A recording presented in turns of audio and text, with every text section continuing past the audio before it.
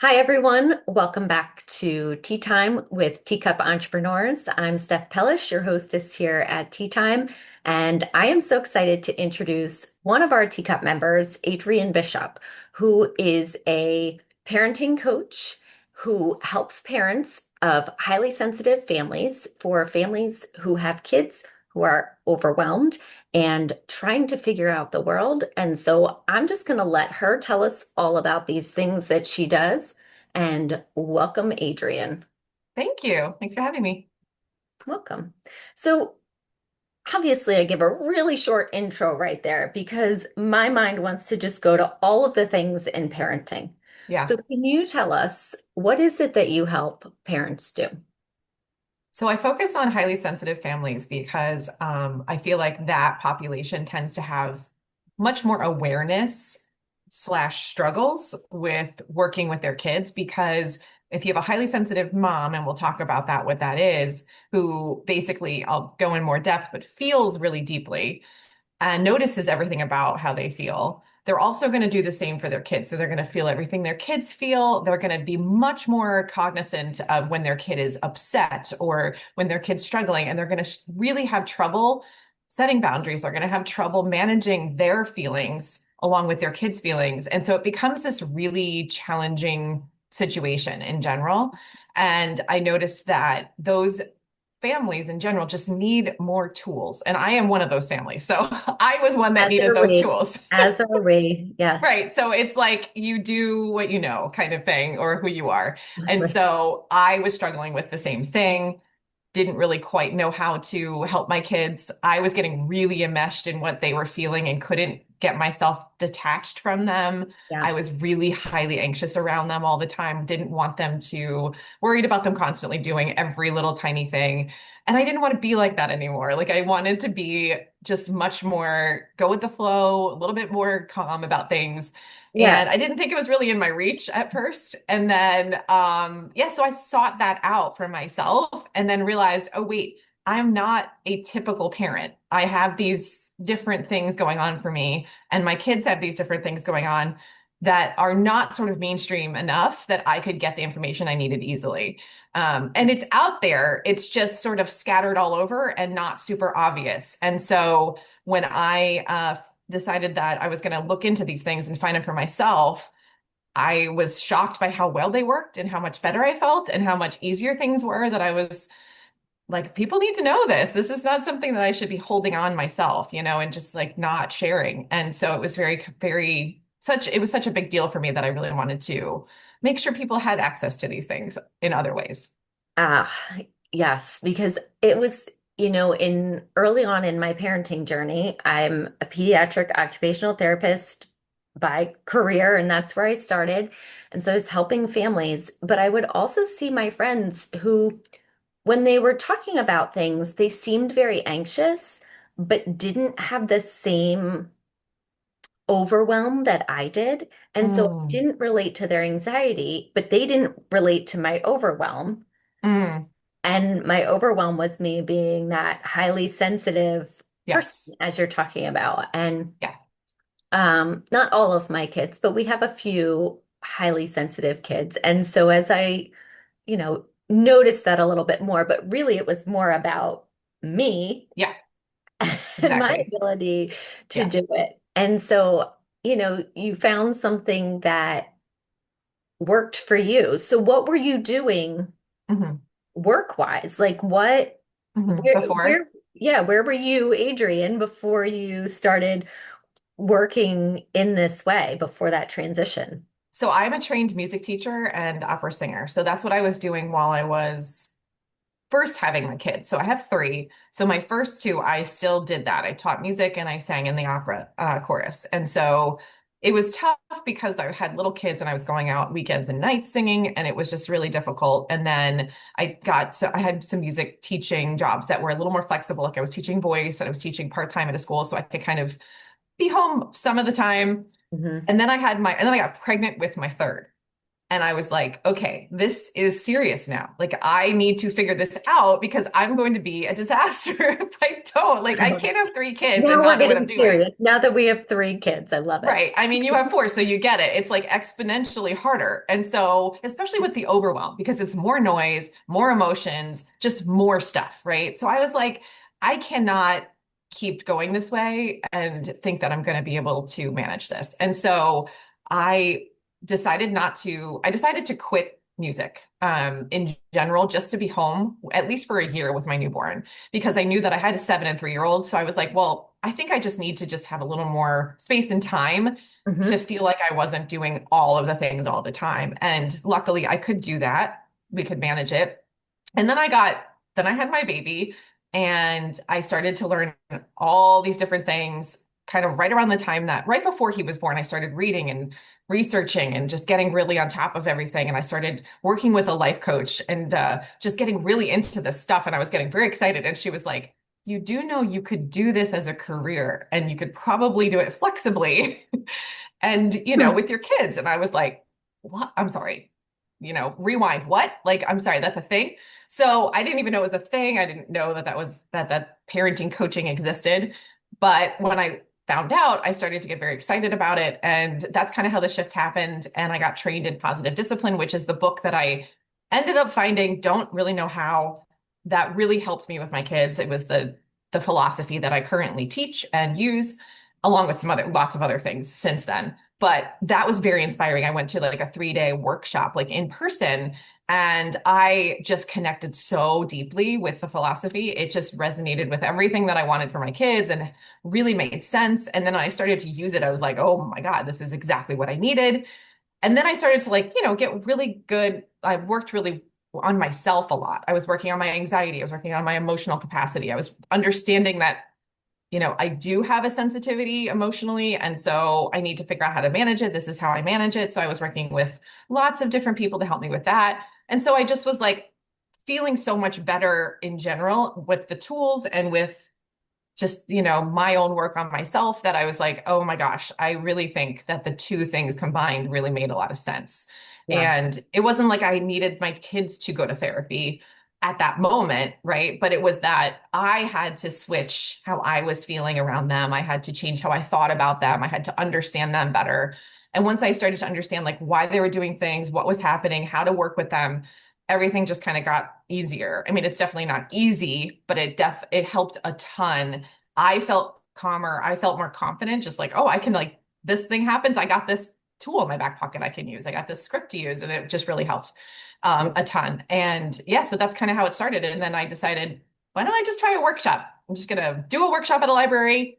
I just used what I learned. I made a PowerPoint and I still use it today. I really loved that workshop, actually. It's my You favorite. really just took your own experience. Yeah. Somebody just kind of mentioned, hey, you can do this. And you were like, great, let's do it.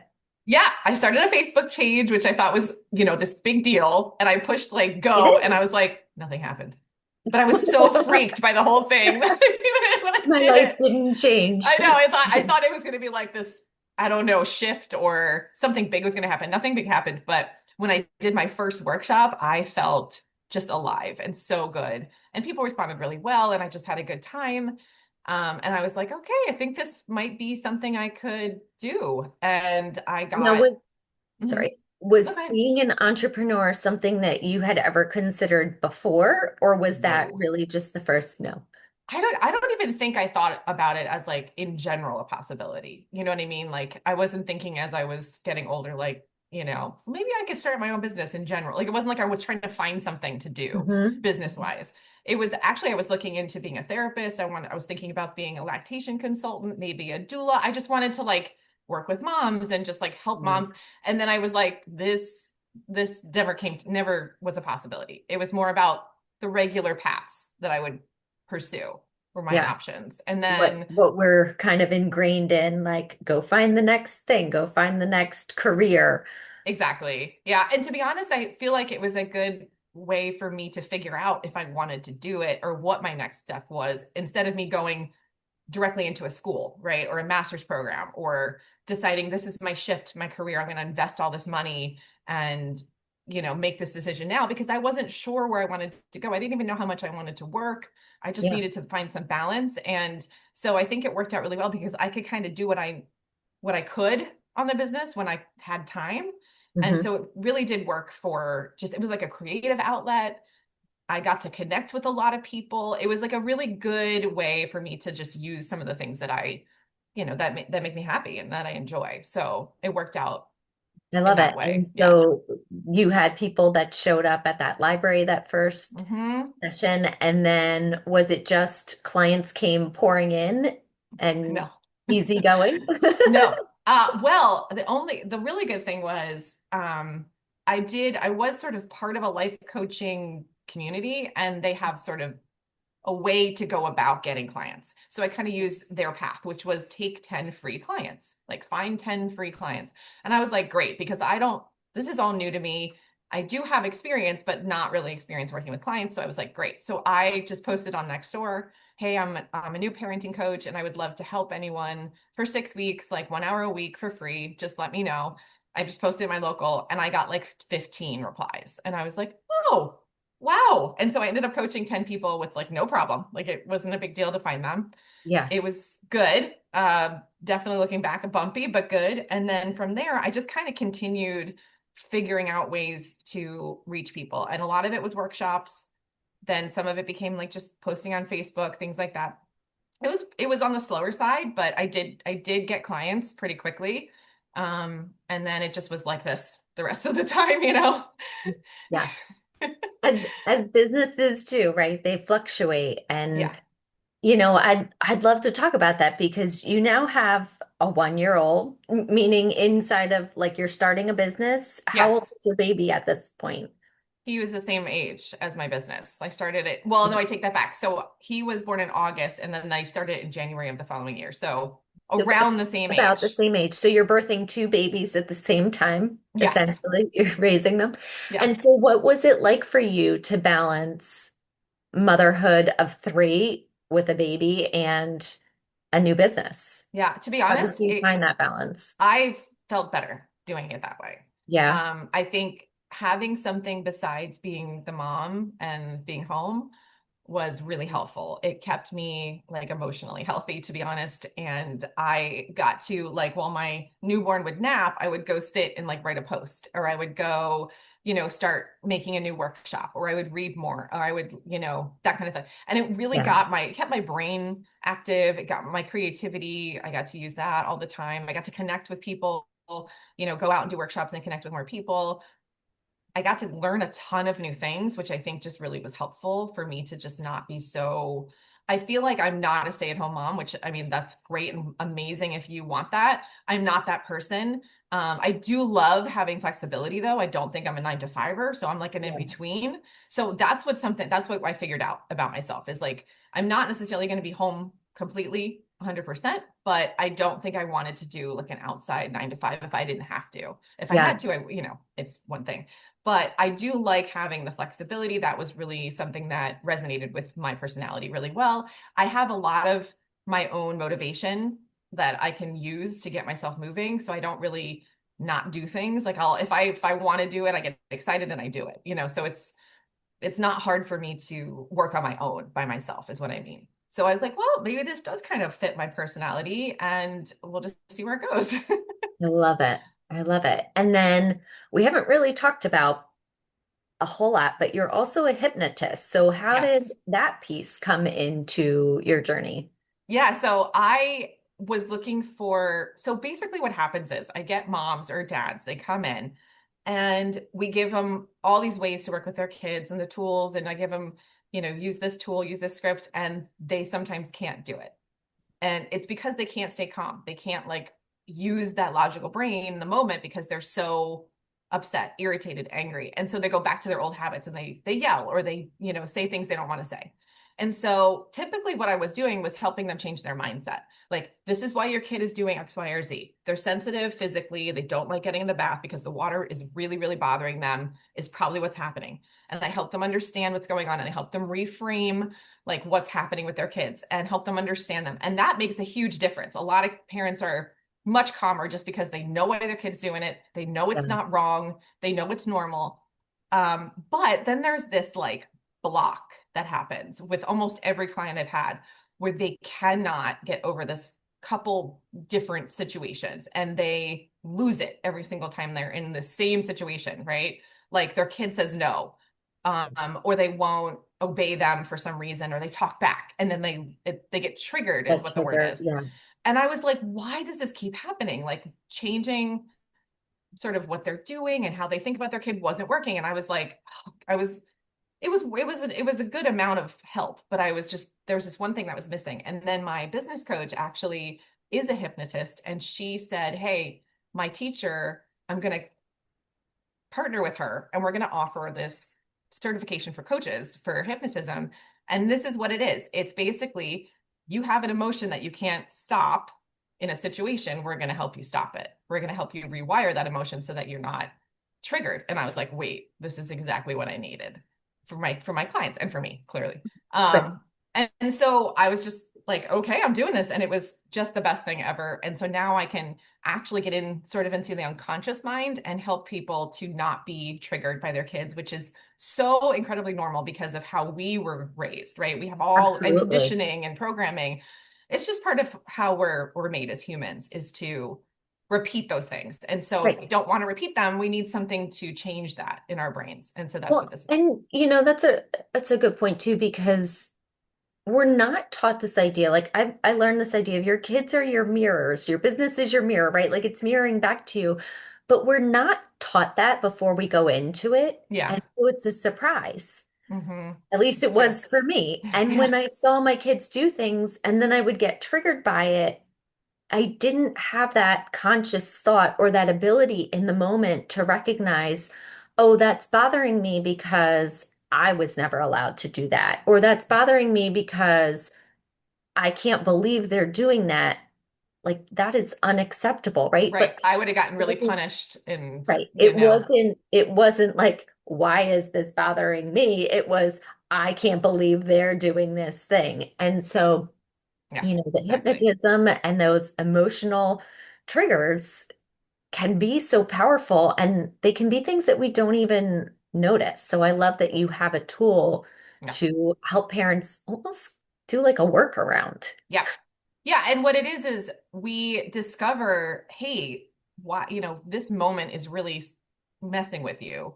Hmm. What do you think is happening from the programming or the conditioning? Where did it come from? Or whose voice is in your mind? Like, whose voice are you hearing when this happens? And people will have these really big realizations about how they were, parented and how it programmed them and how it's not their fault, right? It's not something they're doing on purpose. And that Right. can really lift a lot of the shame around it, which It's is a response huge. to your environment, to how you were raised, but it's Yeah. a response. It's Yeah. not, I mean, not that it's not right or wrong, but it's not right or wrong. It's what you learned, Right. And the how important thing you learned is it. you're aware of it now, or you're Yeah. getting support for it, right? And so then you can change it. If you're not aware of it, it's never going to change. Any of it's going to change. And so a lot of people do, most of my clients don't because they're coming to change, but a lot of people will blame others, right? That's just like the natural thing, or get defensive. And so if you're in that place, you're going to struggle to adjust and to change anything because you're not in the place of taking accountability for it or understanding or having awareness about it. And so once you come to, we go into some of these methods and we talk through what's going on. Even the awareness of, oh, right, I was never allowed to talk back, otherwise I would have gotten grounded. That's what's happening with my kids now. It's triggering me because I think I have the fear from my childhood coming back up, right? Or the anxiety. Even if you understood that and you did not do the technique for hypnosis, you still would be better off, right? You still would have a little more control over it. You would have a little more, ability to change it. Yes. Or So I even to love, like, yeah, go ahead. I was even to like say, hey, like this isn't you. This is a trigger from when I was a kid, right? Just even saying that is good. Right. So I'd love to hear a little bit about like the business side of things. Like, I know you went from an overwhelmed mom and you just dug in on all the things and decided to, all right, this is going to be my business. I'm going to help other parents figure this out. So with the business side of things, were there things that kind of as I mentioned, like mirrored back to you or triggered you in the business that you've been Oh able to yeah, use some of these techniques to support you? constantly. I mean, the hypnosis class I took was combined with a business coach for a reason, right? Like this is incredibly triggering. You put your stuff out there, I mean, you are just asking for rejection, right? You're asking for people to comment things that are not kind. You're asking for, the people pleasing version, perfectionism version to you to like be freaking out all the time. So it was a huge wake up. Like this whole idea of I'm putting my creative words and everything out there and who I am and trying to be truthful and authentic or whatever. And then people are rejecting that. Mhm. Or you're trying to sell or you're making an offer and no one is picking it up, no one is biting. It's a lot to deal with. Like you have to be like, okay, it's not a failure. Like you have to really change your mindset about all of it. And Yeah. the way that my business coach talks about it is, it's like this about this congruence that you have with who you are, what you're offering, as opposed to just like selling to get people to come to you. It's more about being alive, truthful, and honest. That's what she says.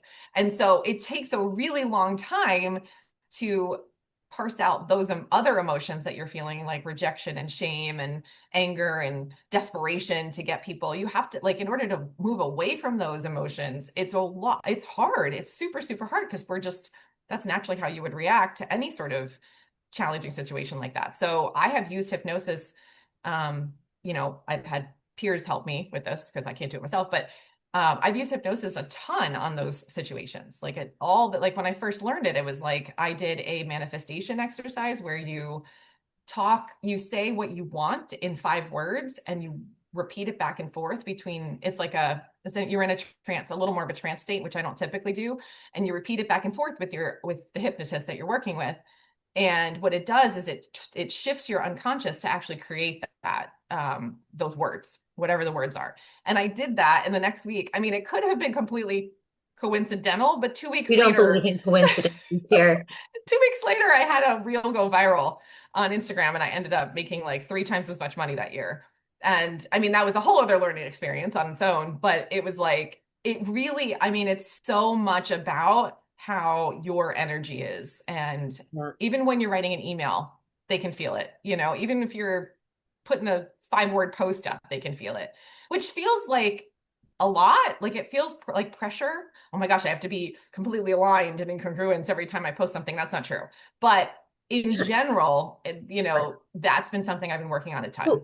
But the foundation needs to be Yeah. congruent and aligned, Yeah. right? Like you can't sell an offer. I mean, you can sell an offer that's, oh, this is what it's going to be, and this is how I'm going to make the money, and people are just going to buy it, and they're not going to get anything, but I'm going to get all the money. Like Right. maybe you'll sell it one time, but people aren't coming back, right? Yeah. And so even if you're like, all right, this feels good, this feels congruent. Well, 2 people came. Okay, do I need to make some shifts? Yeah. Maybe there. And so, yeah, it's that mindset piece, it's the energetic piece, and then there's also the strategy and the action. You still have Yeah. to take the actions and put it out there as well. I Yeah. love it. Exactly. Yeah. And so I know that your journey is continuing to expand Yes. and kind of um evolve. And so tell us a little bit about what's coming for your coaching or with your business. Yeah, so I actually am in a master's program for clinical and counseling psychology. So I am going to be getting my LPC, which is licensed practitioner. Is it licensed practitioner counselor? I can't remember what the P is. But anyway, I'm going to become a therapist essentially. And so I'm in school for that. And I just want to learn like a ton more if I can. And I already have. It's been very, very interesting. And so I'm going to be going that direction and probably combining the two businesses. So I'm going to have a coaching business and a therapy business together because they're very different in how they're run. So that's Mhm. kind of the plan. And I'm going to focus on, again, just the same group of people, parents, moms, but I'm going to be able to probably, hopefully, go more in depth with the therapy and then have parenting as sort of my expertise on not even on the side, but if people come to me and hopefully will have parenting challenges, I can You have different also support options them. and different Yes. ways to support them because I know just in terms of the licensure means that you can do more. You have Yep. access to more tools that you're Yeah. allowed to then implement and use versus as a coach, you might Right. know of them and know how they work, but you can't utilize Yes. them as Right. this. I can't be saying, oh, I'm CBT certified or EMDR. I can't be going into those. And also it gives me access to even having opportunities to learn those kinds of things because a lot of those aren't accessible to coaches, a lot of those techniques. And so I'm going to be integrating hypnosis into all of it too. So I think it'll be just based on who comes to me and what they need. I think I'm gonna, just kind of go with that. Love it all. Love it all. We've been talking about like parents and sensitivity and your journey. And so I wonder, like, if someone's listening and they're juggling family and they're juggling business, like from your own experience and the tools that you've learned, like I know you've talked how you used the hypnosis, you used the positive discipline, but is there something that you've learned that really can support these women in staying grounded with the demands of like, all the things that are going on in the world today and Mhm. owning a business and being a mom Mhm. and all of these other roles, like what helps you stay grounded or what can you maybe offer that you Yeah. could use? Yeah. So I love what I've basically been learning the last couple years, maybe the last half of my business. I've been in business almost 7 years, is letting go and not caring as much has been the biggest help to me when it comes to doing all the things or whatever, like the overwhelm. And learning that like we're sort of conditioned to be perfect. And that is like one of the most, I want to say, damaging things that we can that we've learned essentially as women is that we should do it all and we have to be perfect at all of it, of course. And so it's No very, problem. yeah. But like for me, I never thought I was like that. Like I didn't think I was wanting to be that kind of person, but it is in there and it's in the back. It's sort of running the show in the background. And so I've really been working a lot on just learning that it doesn't actually matter. Half the stuff that we're worried about doesn't actually matter. And I know that sounds really flippant, but it's not a mindset. It's like it's more of a body feeling for me. It's a Yeah. real deep letting go. And so I do work a lot with that with like the person that I'm working with now.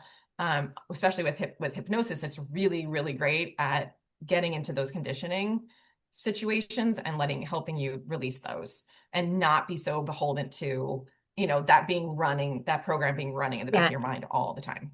No, I think it's interesting that you say that too. Like you didn't notice that you had that drive Hmm. because we think like perfectionist, everything is perfectionist, or like everything looks perfect and that's someone who's a perfectionist. Hmm. Whereas for me, I didn't recognize that in myself because I would just then avoid things because I couldn't do them perfectly. Hmm. Yeah. But that perfect piece was still running the show, as you said. And Yeah. so if I couldn't do the whole thing completely, or if I didn't think I could do the whole thing completely, I would just completely avoid it. And then Yeah. it looked like a mess. And I was like, well, I'm not a perfectionist because how could I be, right? So, Yeah. so again, like I didn't relate to that, Right. but then learning more about what's driving Hmm. underneath can be really helpful in navigating Yeah. and taking some of that shame and guilt off of you. Because then I'm like, well, everything's a mess. Well, I Hmm. can't be perfection, but whatever, it's not a big deal. But I had a lot of shame over Yeah. or around that it wasn't perfect. Exactly. That's the other thing that I was going to mention is the shame piece is a really big piece of the puzzle for all moms, I think. And for me, especially, especially as a sensitive person, I've noticed this in almost all sensitive people is that their shame emotion is just really big and it's everywhere. It's running their lives essentially. And so everything we do is to avoid it, right? Everything we do is to avoid shame. And then we berate ourselves and create more shame. And so it's like a very bad cycle. And so that is the one thing that I would add to I mean, you can't be a perfectionist and not be shaming yourself. That's just, they go together. And so that is the other thing that really has been something I've worked on very deeply. I actually did trauma therapy for about a year, and all it was pulling out where that shame was coming from. And it was very similar to hypnosis. It was all unconscious mind stuff. And it was crazy how ingrained it was just for me to automatically like blame myself for everything and and berate myself in my mind. And again, conditioning is a really big piece of that. Also being sensitive, you notice everybody's feelings. And so like my mom would get upset about something and I would immediately take it on as I did something. It was my fault. Yeah. I'm bad. Like, you know, intrinsically, I'm not enough. I'm not good enough. And so it wasn't that she was doing anything wrong necessarily. It was just how my brain interpreted all of it. So that's something that you to piece that apart, it's a little bit difficult. It's very difficult actually. But that is something that is has been like insanely helpful for me to go through the process of releasing shame in general. And it's still 100% there. Also, the productivity piece has been something that I've been struggling with. This idea of rest is productive, even though I am like one of those people that can't go. I'm not a hustler. I never, ever will be. But still, so I need a lot of rest, is kind of like my own personality type. I think it might be, if you look at human design, I'm a projector, which is I the figured that. resting. Yeah, it's the You resting need a one. lot of downtime. Yeah, you need a ton of downtime. And a lot of it has to do with your processing things, your thinking. It's not like you're not doing anything. And that's one of the things I've noticed. I'm like, am I the only one that has a million things, feelings, emotions, and thoughts in my head that I have to attend to 24/7? Like, I feel like that's what's happening for me. And I think a lot of sensitive people feel the same way. It's Yeah. like exhausting and it takes a ton of energy just to manage what's happening here because you notice everything. It's exhausting. And I think that's one of the biggest things for me also is to work on that. Work on like not having that be so much energy from me to deal with.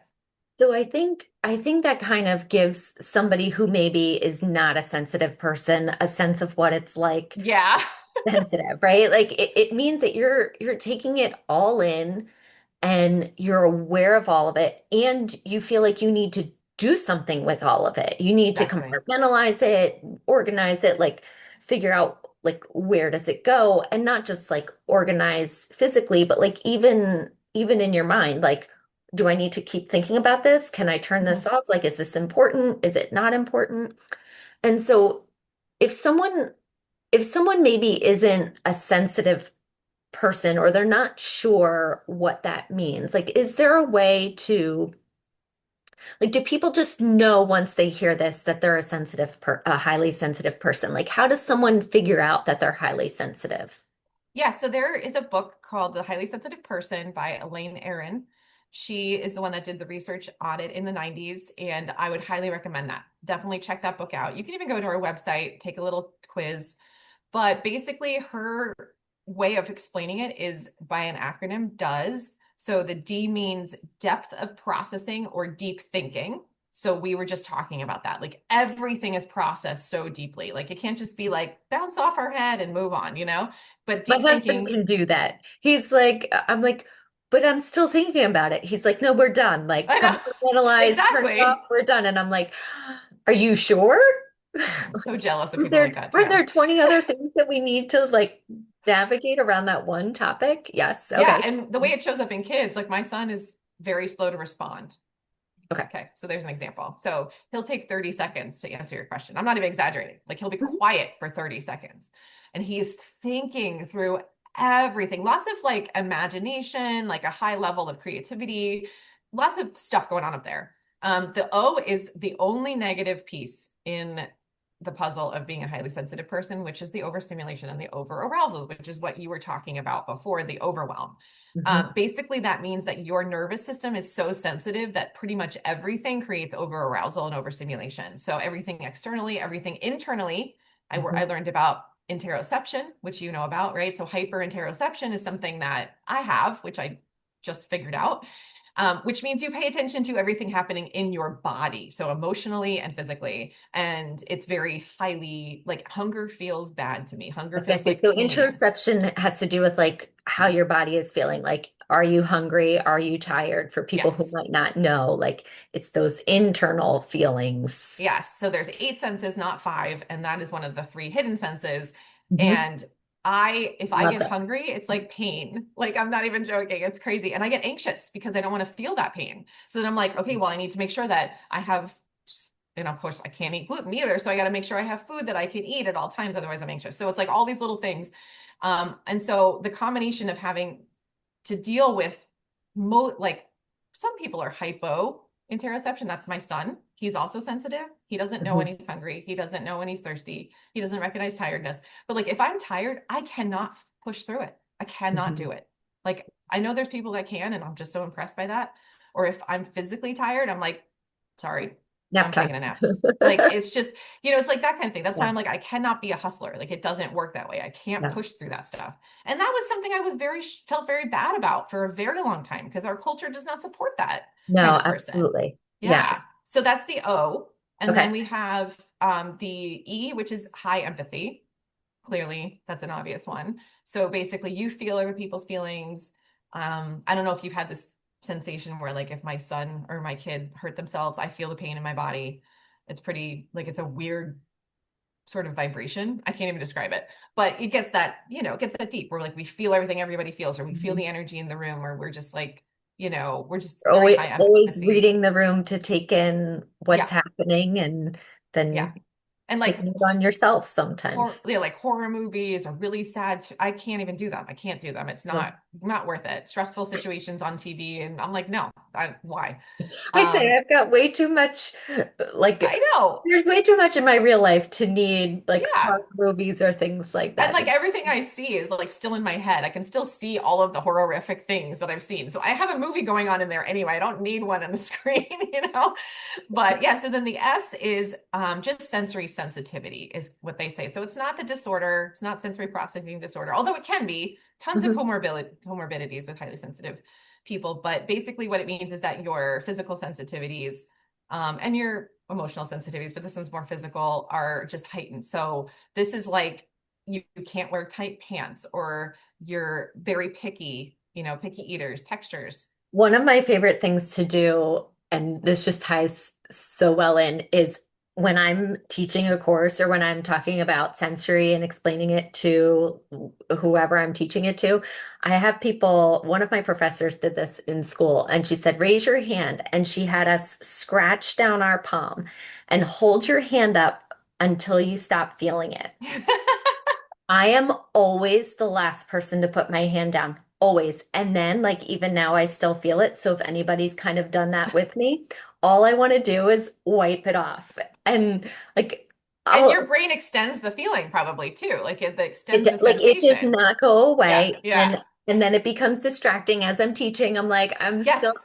I'm still holding my hand here. And all I want to do is wipe it off because I can still feel it. Yeah. And, And and it's it's now yeah, taking my energy away, but it's such a great way to show how it is. I love that. right, like how sensitive my Yeah. body is. And so Yeah, and just sometimes like my husband will do something and I'm like, oh, don't like don't touch me oh. that way. And he's like, who cares? I'm like, no, like you see how sensitive I am. Oh my Um, God, the physical sensitivities just go out, they're just insane. I can't even. Yeah, I mean, like at this point in my life, I can't wear bras. Like it's terrible. Like I feel so uncomfortable, and all I can think about is the bra. Like I can feel it 24/7, and I'm like, it's distracting. It's taking my energy away. Like it's just not good. it does. It's like those Yeah. outside things. And as you mentioned, like the best thing to do is to ground yourself and find things to help recognize those triggers, help you learn like Yeah. what is bothering you or what is Mhm. triggering you, and either find help to get rid of that trigger, like work on your subconscious, or just remove the trigger. Like Yeah. Well, remove the article of clothing or yeah, but this but is why it's so it's when we good. don't know that's what's bothering us. Exactly. Yeah. That's what I was going to say. Like, that's why it's so helpful to know if you're highly sensitive or if your kids are, because you're going to see behaviors that are stemming from physical sensitivity that you don't understand and you can't Yeah. figure out why it's happening. And like my daughter, she at the middle school she was miserable because the lights were all fluorescent and it was like this terrible smell all the time in the school, and it was dark. And it was all she talked about. She'd come home, she'd be like, oh my, I can't, those classrooms. Oh, my head hurts. Oh my God. It's like she Oh, can't learn in that situation. Like it's going to be really difficult, you yeah. know? So it's so important to know, like, oh, my kid isn't freaking out about getting in the shower because they're just being jerks. They're freaking out because they're There's sensitive a to the hot cold reason or there. the wet dry Right. transition. And knowing that that's a real thing. And you're not just making it up to be like annoying or something.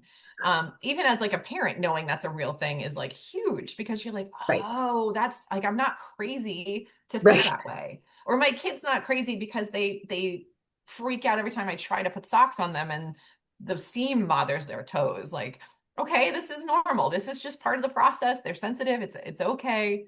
And then you don't get, and the parents aren't getting so wound up about it, and they can kind of work with it instead Yeah, and and so understand. you're doing such an amazing job of bringing voice to that, bringing voice to these kids for parents and helping parents to then support their kids and understand their kids and relate to them so much Yeah. more. And I love that. And I know that you are actually starting a new venture as well with one of our other teacup members, Leah Hmm. Andrioni. And Hmm. so I'd love to hear about what that venture Yeah. is that you're starting. Yeah. So I'm working with Leah, who is a therapist, and she works with mostly postpartum moms. And we're doing a new podcast, and it's called Real Parenting for Sensitive Moms. And we're taking sort of all the information that I have and Leah has kind of in their heads, in our heads, all over the place. And we're trying to make it into a podcast that is focused on sensitivity and how we handle that as a parent. And so it's not just necessarily for moms, it can be for anyone that's sensitive. And we talk about self-care. We talk about, all we kind of bring in all the sensitivities. The first podcast is all about, are you highly sensitive? What is that? How does it show up in parents? How does it show up in kids? And so if that's something that you're like, well, yeah, I mean, I think this is me. And then we give you lots of ways to sort of work with it in the first podcast, but we're going to go even more in depth kind of coming up into how we parent the kids and how we work with them and how we work with ourselves so that we feel better around our kids. So Love I'm it. very And when excited. does that go live? It goes live October 1st, and the first 3 episodes will be dropped. So you get to have a little binge You if can you do a little want. bit. I love it. We'll make sure to post that in the show notes so that people can find it as well. And Thank you. I'm curious to find out like how is it collaborating with somebody? Like how did that come about? And Yeah. So there's also this is a podcast that we did. It's about the 4 temperaments. And so this is a motivating 4 temperaments. Like how are you motivated? And for me, I'm motivated through connection with people. And so I know Mhm. that about myself. It took me 35 years to figure that out, 40 years to figure that out. I know that about myself. So I was like, I'm not doing a podcast by myself because that won't work for me. I won't be motivated in that way. I mean, I work by myself, but this is different. This is a big thing. It's all new. And so I thought, okay, who's somebody that could give some extra information that I don't have with the same population? And it turns out Leah also is sensitive, and also, so are her kids. She works with a lot of people that are sensitive, a lot of women, but usually more on the younger, like just right after giving birth side, or even pregnancy. And Mhm. so I was like, well, this could really work because I have a different perspective on things and I'm more parenting oriented. She's more just support the mom. Yeah. And it's been really good, actually. She just has really great knowledge. Like it's pretty amazing what she comes up with. And our personalities work really well together. I'm sort of like a faster, sort of higher energy, and she's sort of a lower calm energy. And I like that because then it's not both two people like, talking like crazy. She's got this calmer energy You're and I have a little balancing more. each other out. Exactly, yeah. Yeah. And so we're working on how to work together in the literal podcast because we keep talking over each other, but like because we're like so excited and stuff. But like she has really just almost like not opposite knowledge, but just she fills in my gaps and I fill in her gaps. Right. So it's pretty cool. And Complementary, it's where, complementary. Yeah, yeah. exactly. But then we understand each other so well. We understand what each with what we're going through. And she's like, the moms I work with need this so bad, and so she's just really excited about it All too. moms do. All moms Yeah. need more support, regardless of, I don't want to say regardless of what it looks like, but we do. We need so much more support for women that's accessible I and know. helps them understand that they're not alone. And it's, I'm excited for it because I know it's going to be such an amazing resource, one that I definitely could have used. Um, even knowing all of the things that I knew, Right. and like it was applying it to myself that was my own struggle, recognizing it in myself, where like I knew I was sensitive, but I also knew like, oh, I have these coping strategies. And then I had kids, and those coping strategies weren't as easily available, Yep. or those triggers Exactly. got a lot bigger. Yes, And I exactly. didn't recognize those things. But Yeah. well, thank you so much for joining me today and for Yeah. sharing all of your knowledge and for sharing with everyone. I will, if you want to share where people can find you or follow you, you Sure. mentioned the podcast, but if you want to mention that the name of it again and where Sure. the podcast is going to be. Yeah, so it's Real Parenting for Sensitive Moms, and it's going to be on all the platforms, and it's going to be, we're going to drop it on October 1st. I'm also on Instagram. I have many, many, I think 400 or something plus videos on there, and it's at Adrienne Bishop Coaching. And then that's also my website, adriennebishopcoaching.com. So it's all the same name. Awesome. So I'll make sure that we have that all in the show notes. And again, I just appreciate you being here and Yeah, thank being you. a part of our community. Yeah, So thank you for having me. thank you very much. And we'll see you next time here at Tea Time with Teacup Entrepreneurs.